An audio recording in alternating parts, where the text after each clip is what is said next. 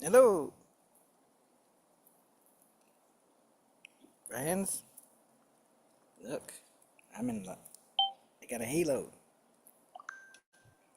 I'm enlightened. Look, my earlobes are getting long. My eyes are turning blue. uh,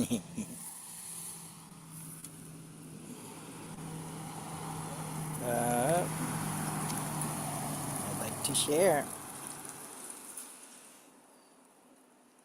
I'd like to share an article. Screen. Entire screen.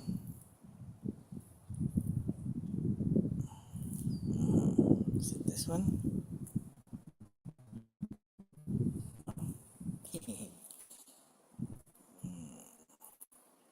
Here.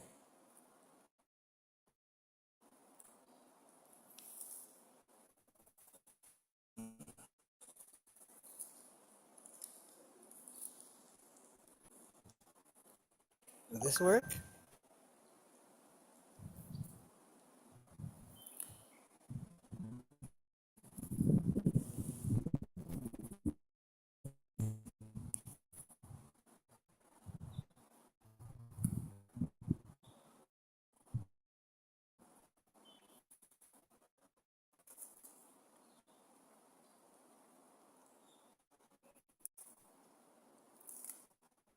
It started.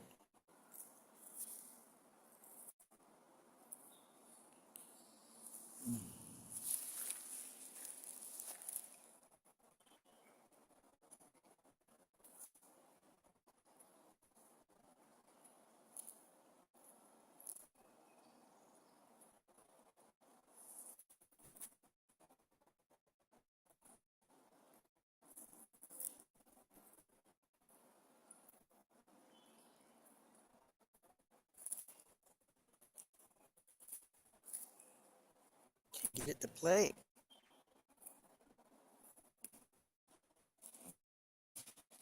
Right. Let's try it on SoundCloud. Uh, uh.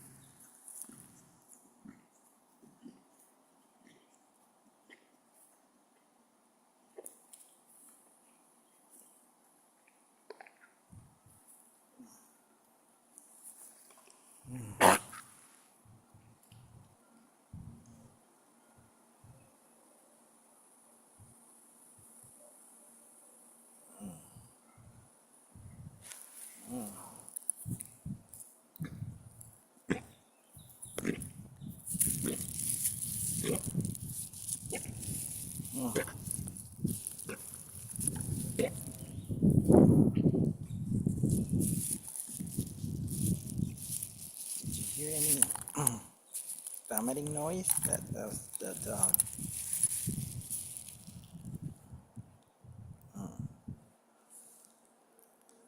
Okay. Let's go back to this one.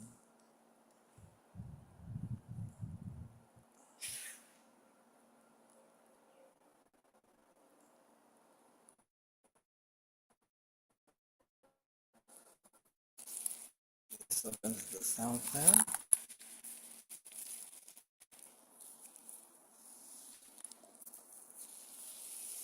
Maybe it doesn't allow.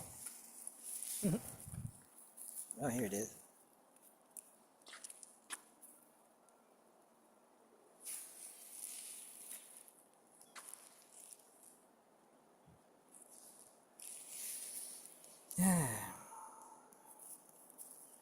Can't seem to get it to play.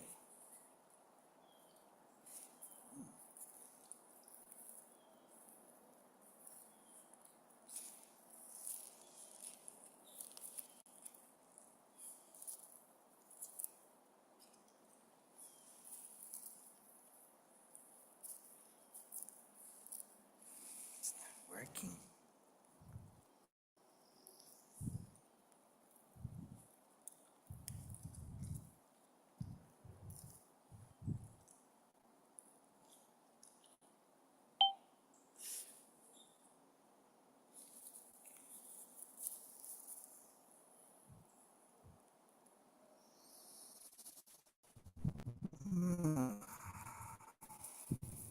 So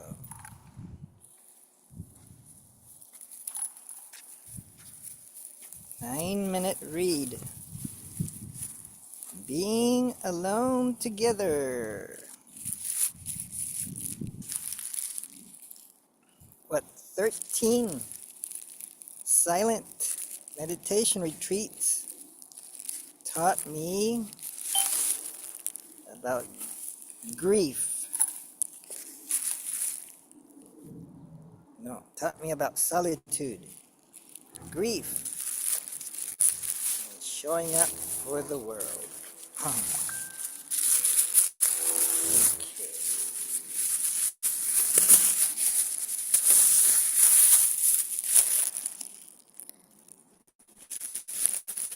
If we weren't so single-minded about keeping our lives moving,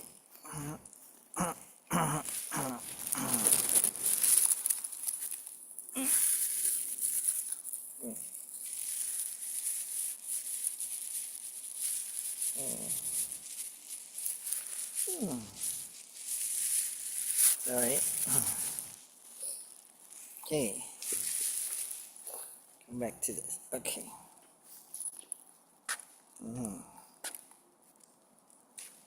If we weren't so single-minded about keeping our lives moving and could maybe do nothing for once, a huge silence, a huge silence, a huge silence might interrupt this sadness of never understanding ourselves.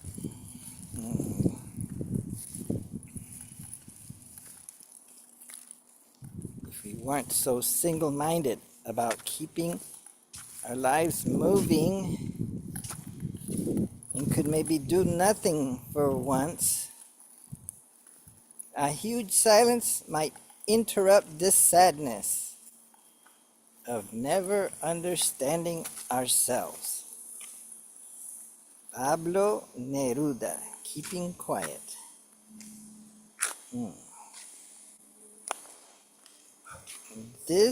There is a book by MIT researcher Sherry Turkle called Alone Together.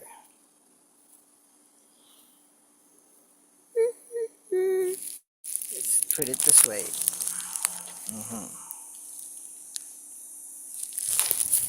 Let's put this away. Okay. There is a book by MIT researcher Sherry Turkle called Alone Together. What's it about?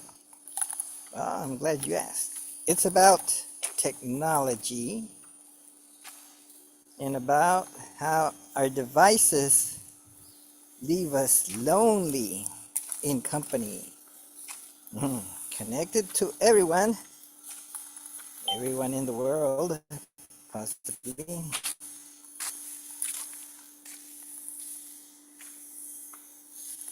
And close to no one. Close to no one. But Alone Together is also, word for word, the best description I know of what happens inside a silent meditation retreat. Yeah, it's a thing people do.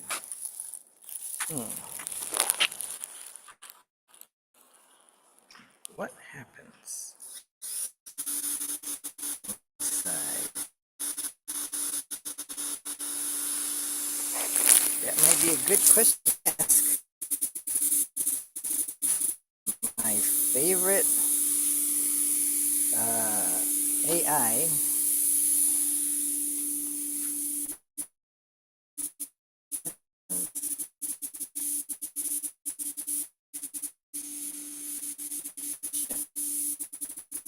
Didn't get copied.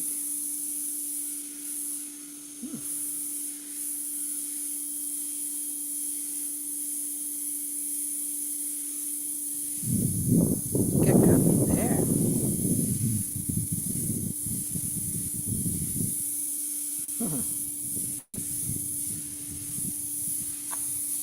What happens inside a silent meditation retreat? Hmm. I'm thinking I've heard of, I have heard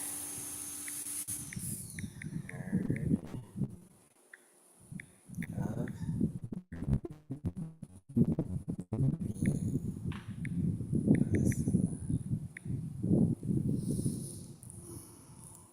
the 10-day retreats. 10-day retreats.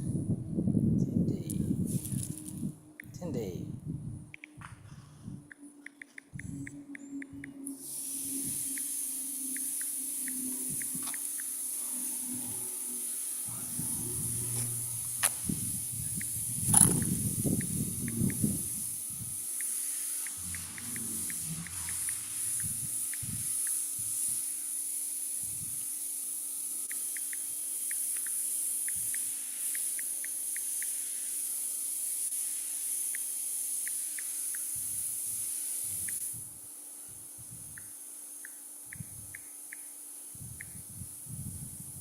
A Thai Buddhist.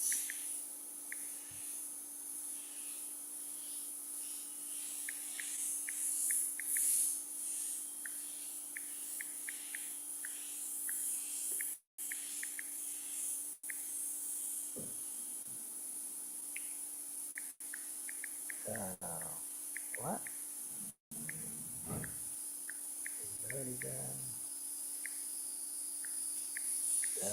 Madam. Something.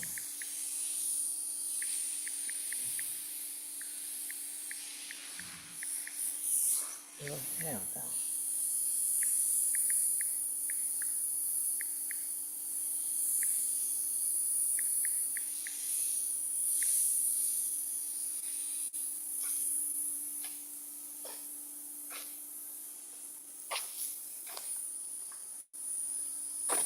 So what happens inside a silent meditation retreat? Silent meditation retreats, especially those in the Vipassana or Thai forest traditions, are designed to strip away the noise of daily life to help you observe the mechanics of your own mind. Since you've considered the one at Wat Florida Damaram, you've likely seen the beautiful replicas of sacred Indian sites they have there. It's a very serene setting for this kind of work. Here's the breakdown of what usually happens inside the noble silence. The most striking rule is no. This isn't just about not talking. It usually means no eye contact, no gesturing, no reading or writing. Wow. The goal is to remove the social mask you usually wear, allowing you to exist alongside others without the pressure to perform or react. Oh, and no cell phones. Oh no. How could we survive for a day?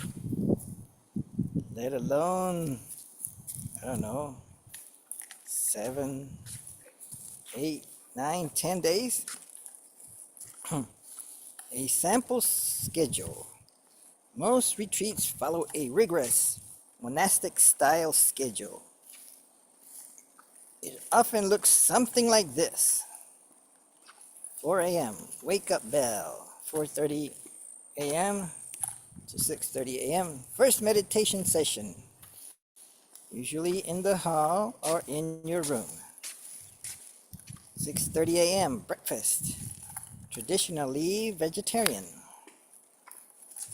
8 a.m. to 11 a.m.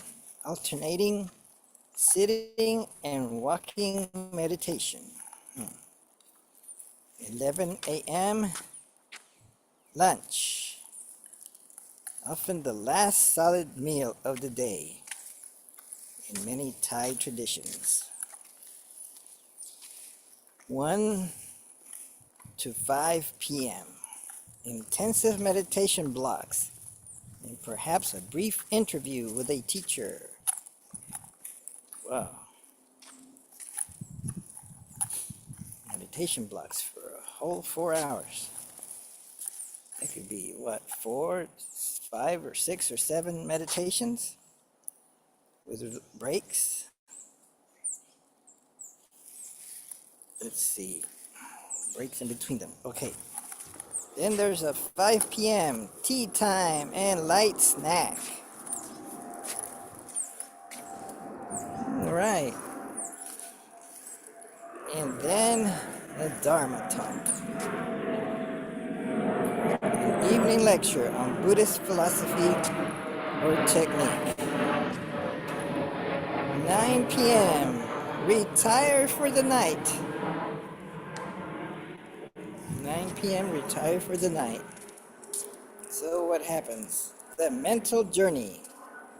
People often go through a cycle during a 7 to 10-day retreat.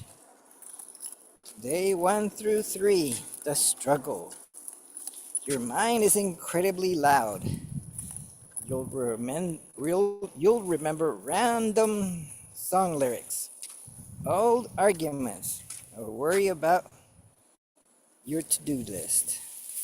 Physical discomfort, back or knee pain is common. Day 4 through 6, the mental chatter begins to quiet.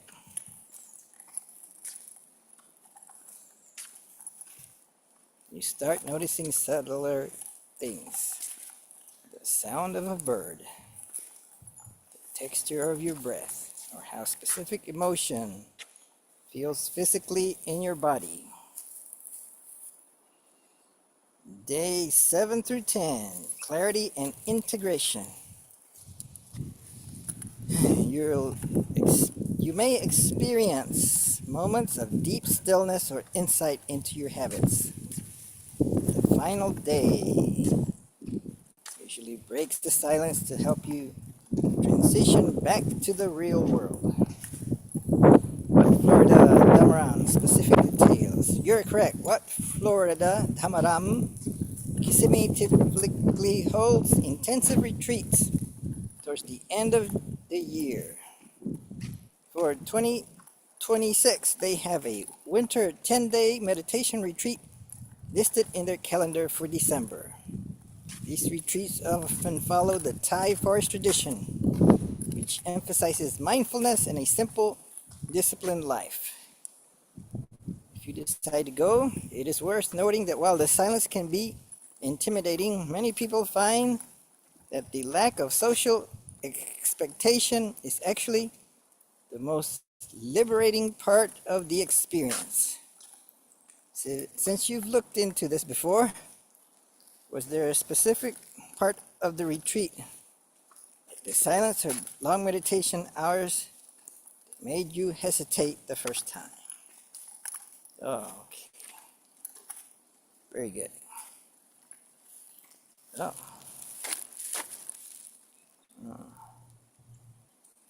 Oh. Wow. Oh.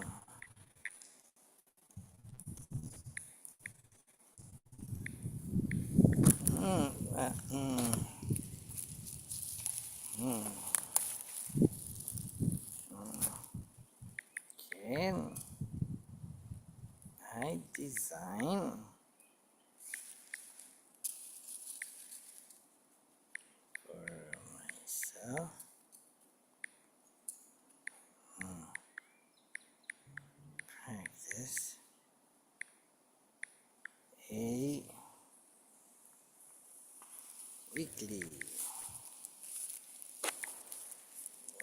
Saturday retreat. Say Friday evening all the way to Saturday night. And then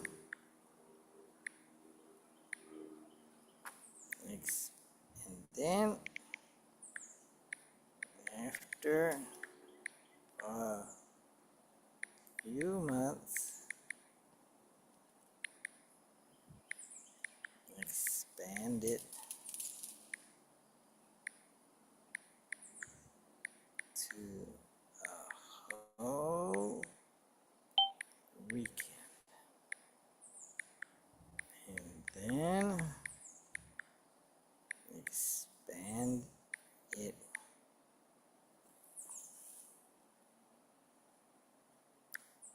to an occasional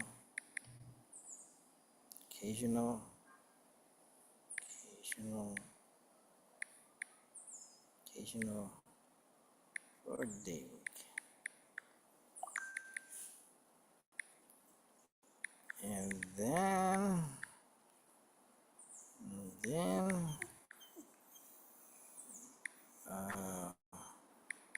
once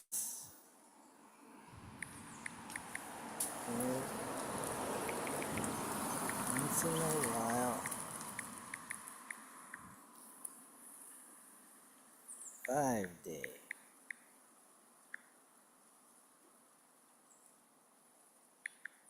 And then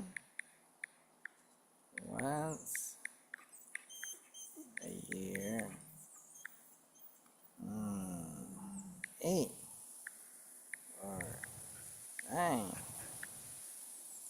or so day week of monk-like meditation and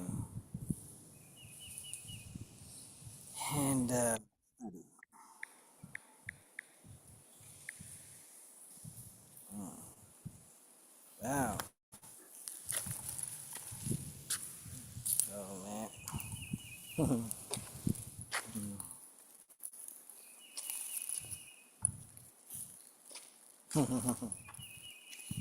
Yeah.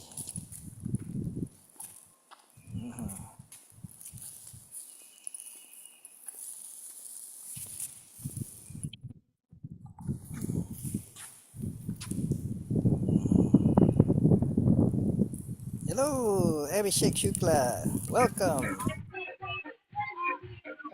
You meditated. Mhm. Mhm. Yeah, I was just asking Gemini AI a question. Oh, yeah. While I was walking the dog, so I asked Gemini AI, wow, what happens inside a silent meditation retreat? I have heard of Vipassana 10-day retreats, and I almost attended a week retreat at a Thai Buddhist center near Kissimmee. The what? Florida Damaran. I think they may still have them around December. And Gemini AI says, silent meditation retreats, especially those in the Vipassana or Thai forest traditions, are designed to strip away the noise of daily life to help you observe the mechanics of your own mind. Since you've considered the one at Wat Florida Damaram, you've likely seen the beautiful replicas of sacred Indian sites they have there. It is a very serene setting for this kind of work. Here's the breakdown of what usually happens inside the noble silence. The most striking rule is noble silence. Arya silence? This isn't just about not talking. It usually means no eye contact, no gesturing, gesturing, no hand signals, no reading or writing. The goal is to remove the social mask we usually wear, allowing you to exist alongside others without the pressure to perform or react. Wow, no sight, no talking? Okay, here's the schedule. So you wake up at 4 a.m. and you do a meditation in your room or in a hall. Then 6:30 a.m. breakfast, and then maybe some alternate sitting and walking meditation until lunch. 11 a.m. could be, and that's the only meal you get for the rest of the day. Okay, then you do some intensive meditation blocks for 4 hours with breaks in between them, maybe 4 or 5 or 6 meditations. And then you have tea time, light snacks. And then you receive a Dharma talk, a lecture on Buddhist philosophy or technique. And then at 9, you retire for the night. So if you do this for 10 days or so, what's going to happen to your mind? For the first 3 days, your mind is incredibly loud. You'll remember random song lyrics, old arguments, or worry about this or that. Physical discomfort. Oh no, you'll have back pain, knee pain. Then from day 4 through 6, you will settle down. Then the mind begins to quiet. You start noticing subtler things.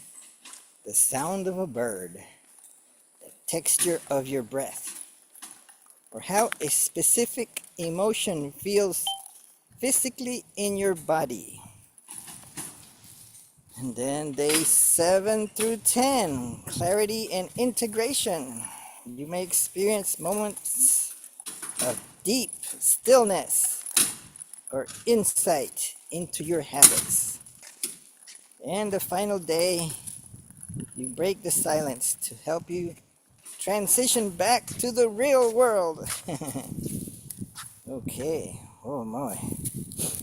So yes, there's a place maybe an hour and a half from here called the Wat Florida Damaram. Wat Florida Damaram in Kissimmee holds intensive retreats towards the end of the year. For 2026, they have a 10-day meditation retreat listed on their calendar for December. These retreats often follow the forest tradition, which emphasizes mindfulness and a simple, disciplined life. If you decide to go, it's worth noting that while the silence can be intimidating, many people find the lack of social expectations is most liberating, the most liberating part of the experience. Wow. So couldn't I do something like that at home?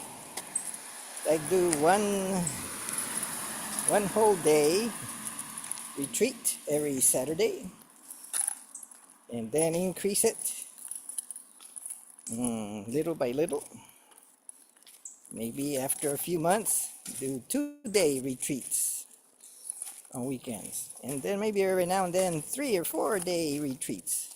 And 5 and so on. But each, the longer retreats could be done not so often.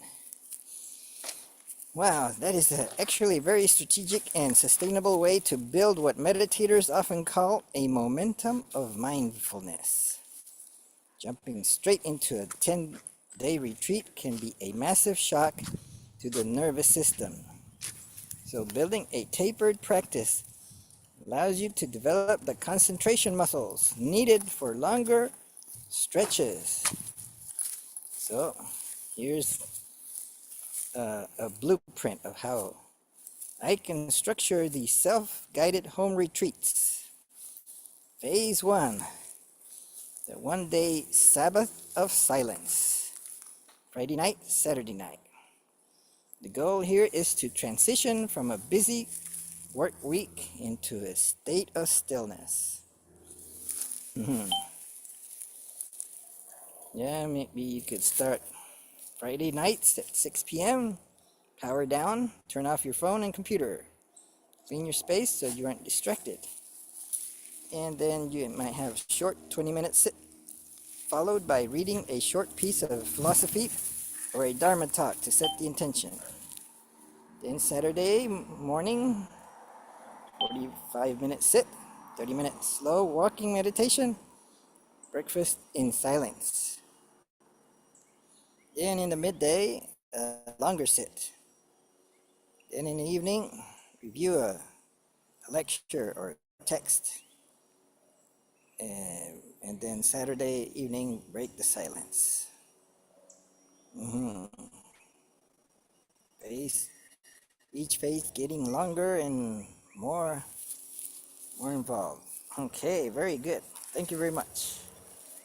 Yes, I was reading. I was trying to get this to work. That won't work.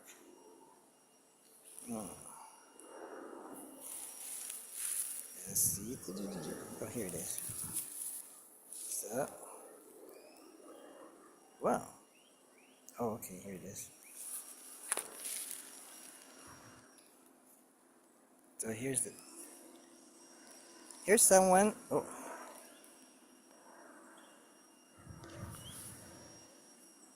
oh.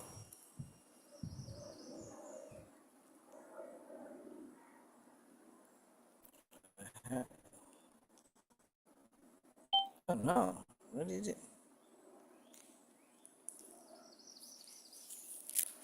Okay, I must have hit something. So, if we weren't so single-minded about keeping our lives moving and could maybe do nothing for once, a huge silence might interrupt this sadness of never understanding ourselves. Ah.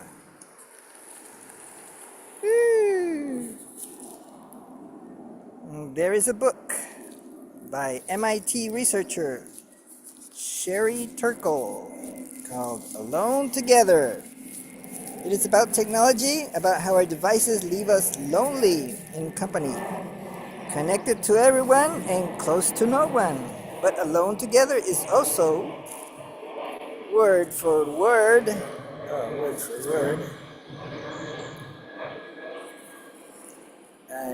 the best description I know of what happens inside a silent meditation retreat. Oh wow. At a retreat, dozens of people practice meditation in the same space for days or weeks at a time. No one speaks, and yet something communal is unmistakably present.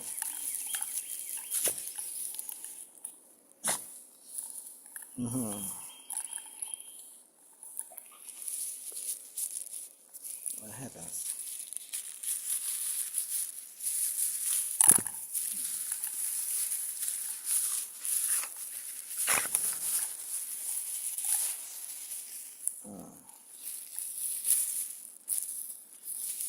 Hold on.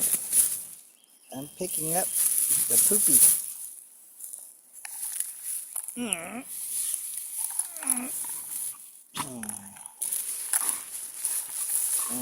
At the There we retreat, go. dozens of people for days or weeks at a time.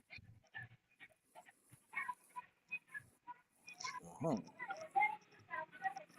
What? No one speaks, and yet something communal is unmistakably present, a collective turning inward you can feel in the room, where technology gives us the sensation of company while emptying its substance. A silent retreat gives us solitude, so complete it opens paradoxically into a sense of profound connection.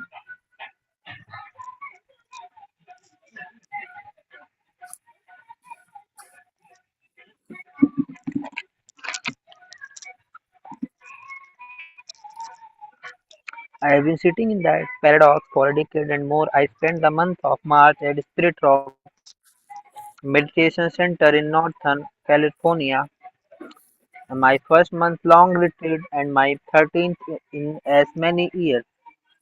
With two growing Hmm. children at home, even a week away has often felt like a rare privilege. These Hmm. periods have come to feel like a generous gift made possible by my husband and children whose support I carry with deep gratitude. What a silent meditation retreat actually is. People sometimes imagine a silent retreat as a arduous marathon of meditation or perhaps a peaceful escape from daily life. It is neither. At the Buddhist retreats I have attended, the day begins at 5 in the morning.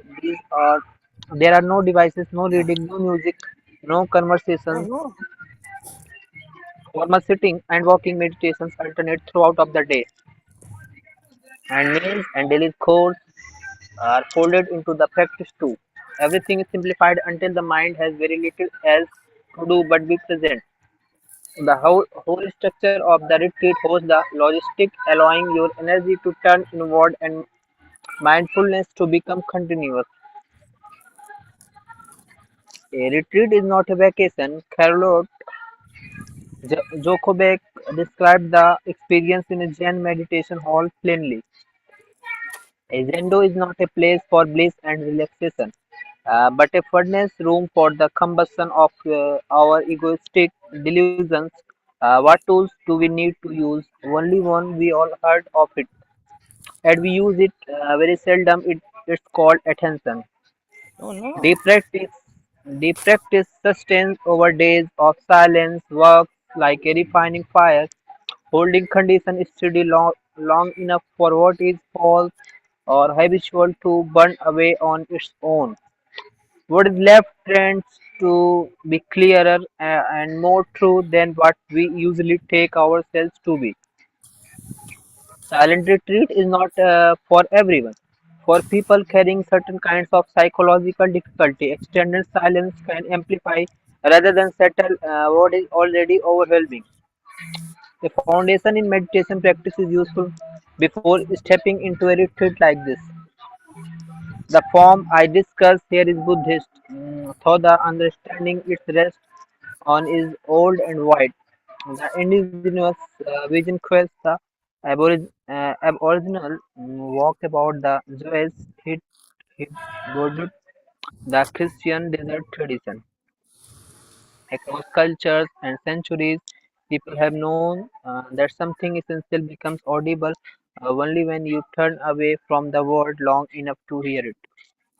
The surprising gift of silence. When I went on my very first silent retreat, I was apprehensive. I left to talk to connect. The idea of sitting in silence for 10 days felt daunting. Could I actually do this? What surprised me most was how naturally the silence settled in. When everyone around you is silent and the structure of the day hold you from one period of practice to the next, the mind finds its own rhythm. There is no one to talk to, and after a while, no particular desire to. The need to fill space falls away. In its place, something else begins to open, and what across within that silence was far more surprising than the silence itself. Two kinds of knowing. Retreat surfaces, things you did not go looking for. Over the years, I have been noticed two kinds. First is personal. In the stillness, certain patterns become visible. Habitual ways of thinking, dynamics in relationship, place where I have caused harm without quite realizing, grief, repressed fear. Some of those things have been buried deep, shaping my world without my knowing. Seeing them clearly is its own liberation. They lose their grip. Pico Lear, Pico, Pico Ayer, Pico Ayer writes in his memoir. What is memoir? Like a book the of memories. Okay, a flame. Book name is A Flame. Yes. Okay, learning from silence about his retreats at a Benedictine. Uh, Benedictine. how Yeah. Benedictine? Okay, Benedictine monastery in Big Sur.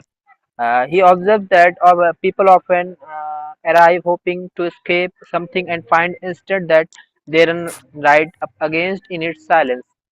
That is the nature of the first kind of knowing.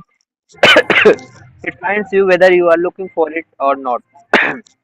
The second kind is harder to describe, impersonal or universal. When something beyond personal history comes into view. One such moment has stayed with me at Split Rock on a warm afternoon. It began to drizzle. The ground was hot and I was washed. The east raindrop fell and evaporated almost the instant it landed, a tiny arising and disappearing over and over because my mind was still and no concentrated. That moment cracked open a truth I thought I already knew that everything arises and passes away. The raindrop, the thought, the relationship, you and I, the stairs, the stars themselves. We know this intellectually, but this was different. It shifted something I can only call a landscape in the mind, and I have felt the freedom of that shift ever since. Not all such moments arrive peacefully during a walking period. One morning, a memory surfaced without warning. My grandfather's funeral and my grandmother wailing as they. What is wailing? Oh, crying, wailing.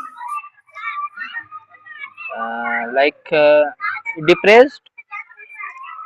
Yes, and crying because the grandmother, someone died. Wailing. Okay. Grandmother wailing Oh, they carried his body. as they carried his body out for cremation. Kodaidu she cried in Malayalam, take his umbrella to burn alongside him. I was 12. It was first encounter with death. It was my first encounter with the knowledge that nothing we love gets to stay. The memory brought with it a thought, sudden and almost violent in its clarity. Everything must go. I began to sob. There was real grief in it, not only for my grandfather, but for all goodness and love and beauty that accumulates in a life and must one day be relinquished. There was also grief for the self I have come to love and cling to, the one I call me. The retreat created space to hold that grief without drama. By the time I turned to the hall, something had released. The hurt that emerged was roomier than, than the one that had gone in.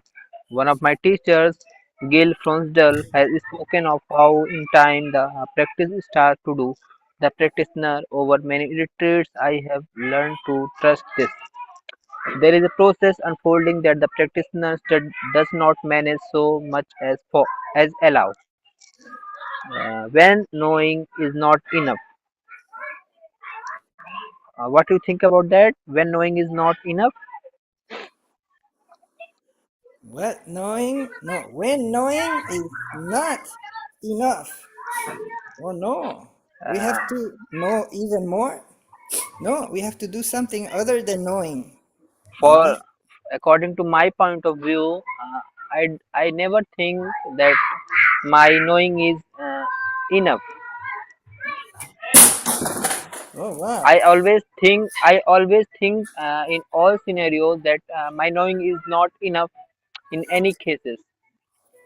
Like if I studied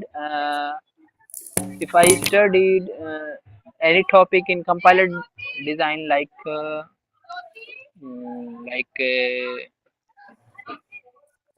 there comes a point in any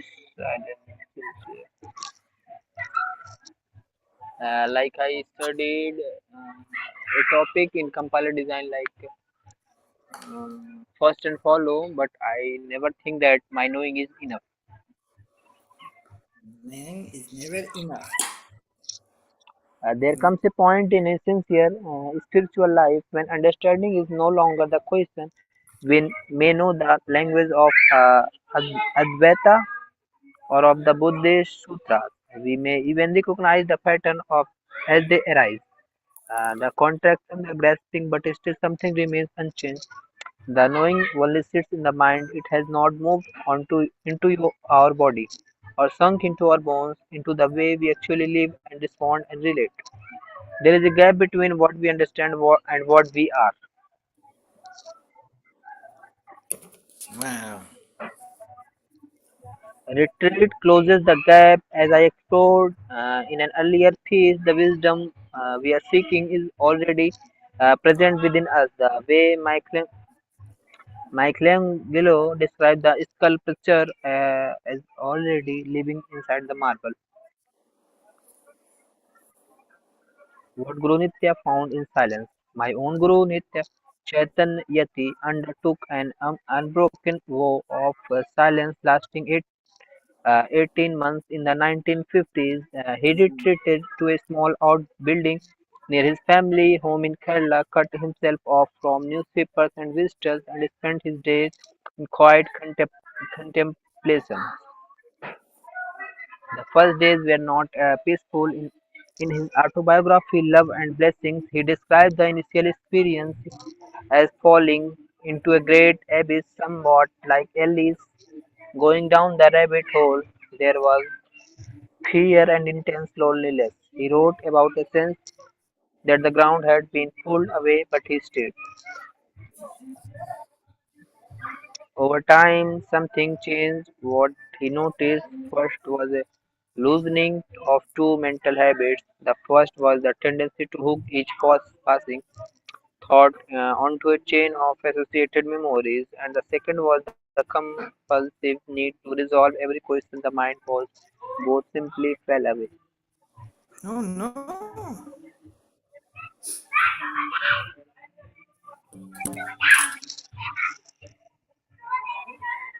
He began to sit with plants as if they were friends. He would listen for hours to water moving over pebbles in a nearby brook. He noticed for the first time that a flowering bus and a flowerless bus were equally full of life. What emerged from the crucible of his solitude was a transformed quality of perception, one that later found expression in his life and work.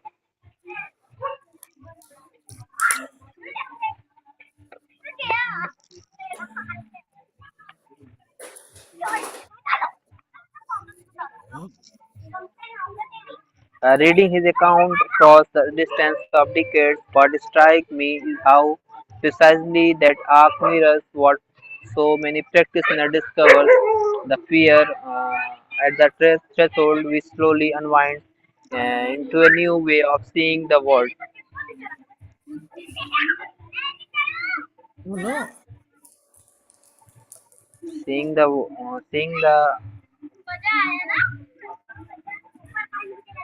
Oh no. Where am I? uh, Zoom. Reading his account, There. that sight was always possible but had never had the condition to emerge alone together. Each person at retreat. Did you clean your room? Yes. Did you get Vacuum. paid? I took pictures. And then Did you send to Carlos? And Carlos saw pictures and he says, "Oh, how wonderful! Now He will get he up, will pay you extra. He will pay you get up." extra for contributing in my startup.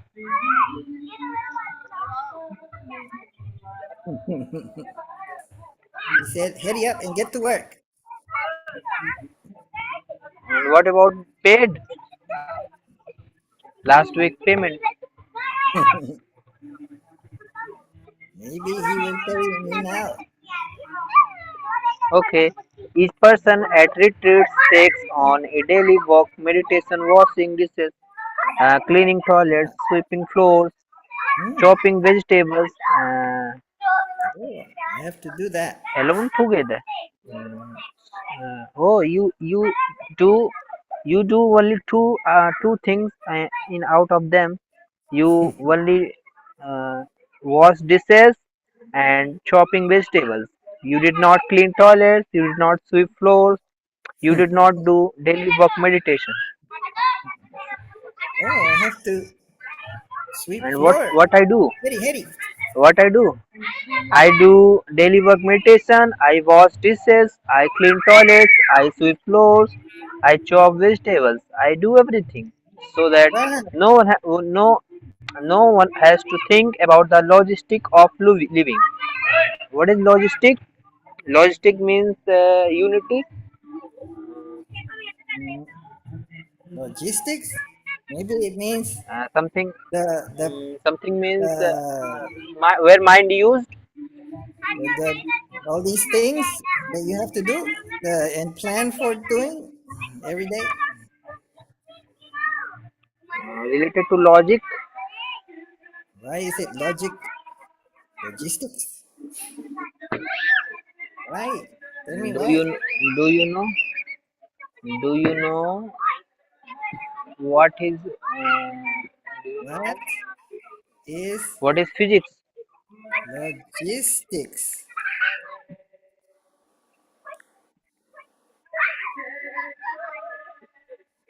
Systematic planning, coordination and management of the movement, storage and distribution of goods, services and information from.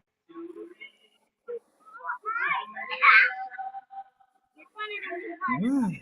Oh, it's ensuring the right product reaches the right place.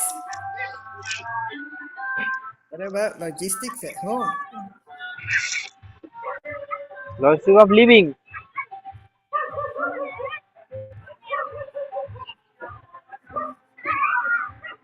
What is logistic of living?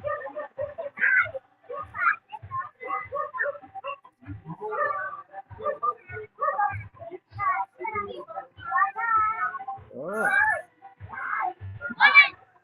Oh, you got message that your account credited. wow.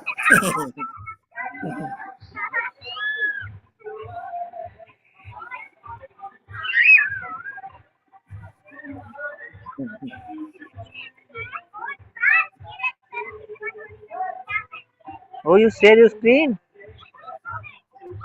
Oh no.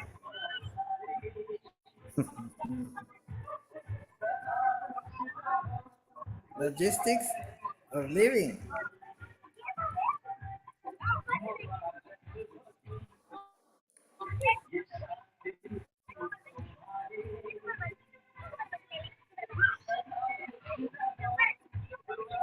The logistic of living refers to the invisible, invisible, but essential system that keeps daily life running smoothly.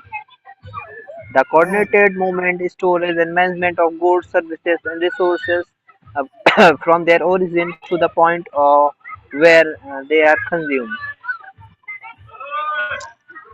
Oh, that means I have to buy groceries and put them in the refrigerator.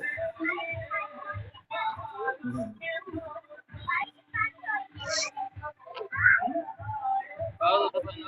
हाँ दो अभी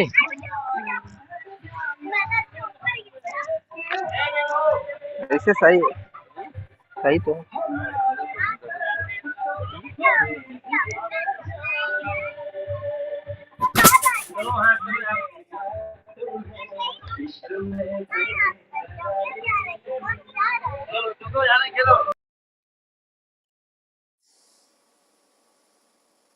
Each person at a retreat takes on a daily work meditation, washing dishes, cleaning toilets. Oh no!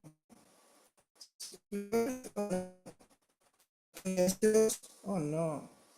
So that no one has to think about the logistics of living. This frees the mind to stay with the practice. When many people meditate in the same space over many days, something else happens. What happens when many people meditate in the same place? There is a resonance where each person's stillness deepens the stillness available to everyone else. Wow. Being alone together like this is quite different from loneliness. Loneliness. The two are, I think, nearly opposites. Wow. Some of the fullest moments I have known have been in silence, in the company of strangers. Also turned inward, each sitting with something I can only call vast. In the yoga tradition, there is a word for this, kaivalya. This describes an aloneness in which the sense of separation you are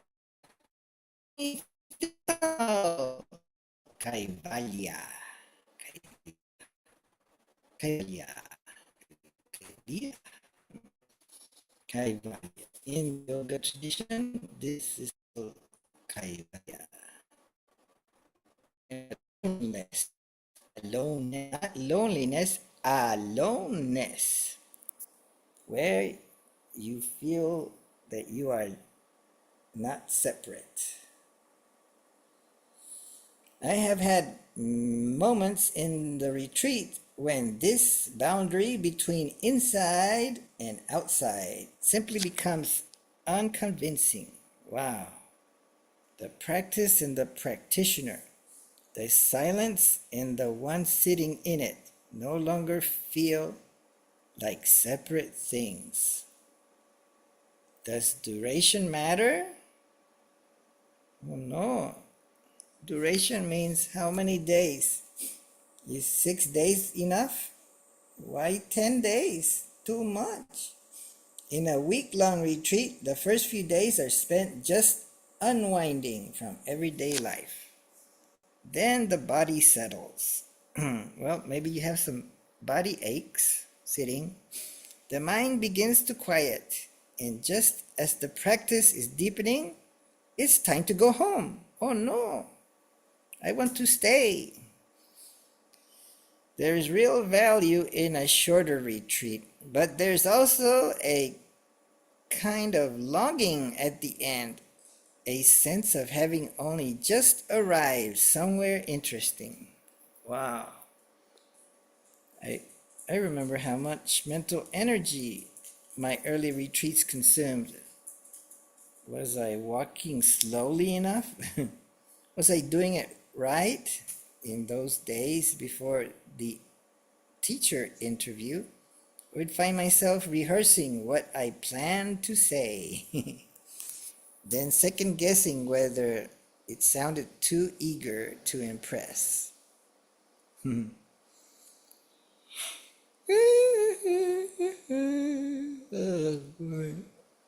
By the third or fourth retreat, that layer had dissolved. In the month-long retreat, I had time I have not had before. A month-long retreat, wow. Time to let the unwinding happen more fully. Time to move into states of deep concentration. Samadhi in Sanskrit. Did I touch before? but not been able to inhabit in quite the same way. Samadhi is translated as concentration, but that word undersells it. It's more like a gathering of the whole mind, a steadiness and interior quiet that has nothing fragile about it.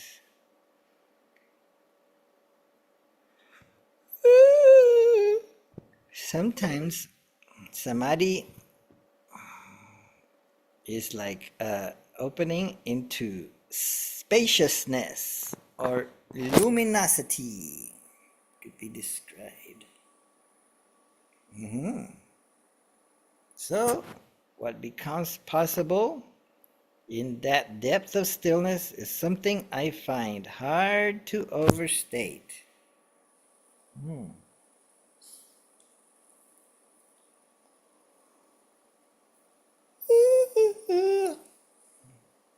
What retreats have given me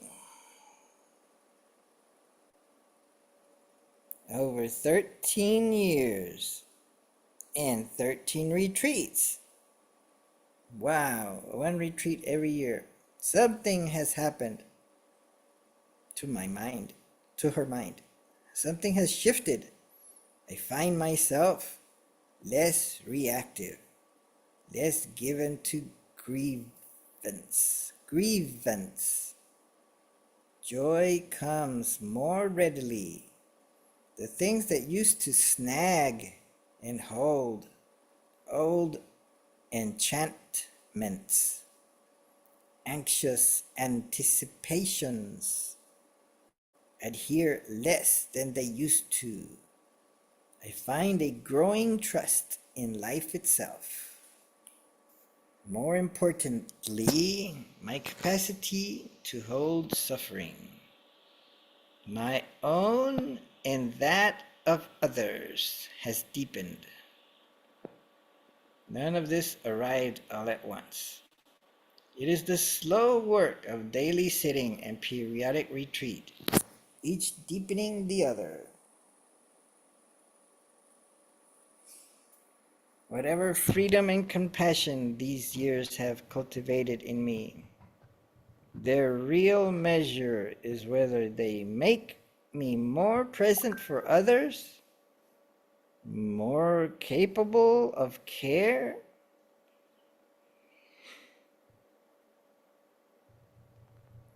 As a teacher, the evolution of my own practice helps me teach from a more authentic place. I have come to appreciate the beauty and selflessness of practicing not just for myself, but for the benefit of all beings. The heart opens. The most moving movements of my retreat life have been the simplest. A gopher poking its head out of the earth during slow walking meditation, finding myself in tears only with a flooding sense of connection with this small, blinking creature. A spider's web suspended between two bushes in the morning light. Each node hung with a dewdrop, each dewdrop catching the sun. Standing transfixed before it, feeling in my entire body the intricate, luminous web of life. When the mind gets very quiet, everything becomes interesting. A twig, a shadow, the quality of light through a window, the sound of a wind in dry grass. These things are always there, always extraordinary, and usually invisible to us. March gave me more of those moments than any retreat before. And I'm still discovering what changed. The heart mind is far larger than we give it credit for, and the life that becomes possible when you have touched the vastness, even briefly, is different from the one you were living before. Very good.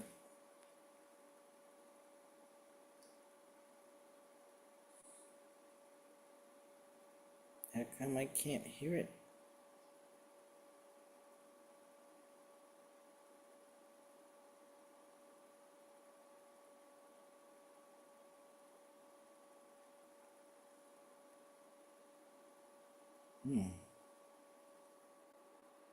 I can't get it to play.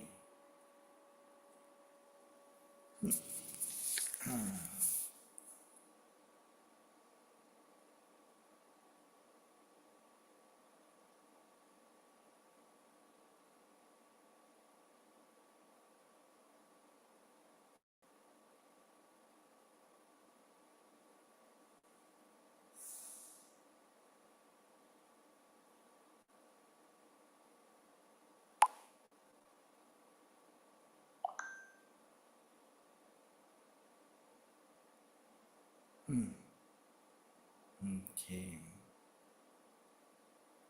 So that was a 9-minute read. Actually, it was more like 30 minutes or more. Let's see, however long it took. And I managed to read it thanks to Abhishek Shukla for helping me read it. Okay. Let's see. Find Zoom here somewhere. And then stop sharing. Let's see if I can figure this out. Stop sharing. Yeah. Oh, okay. So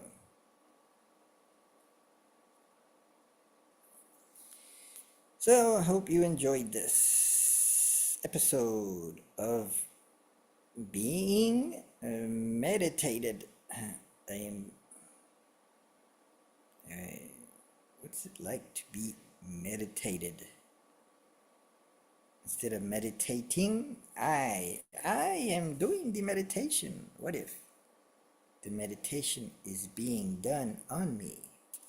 How would that be like?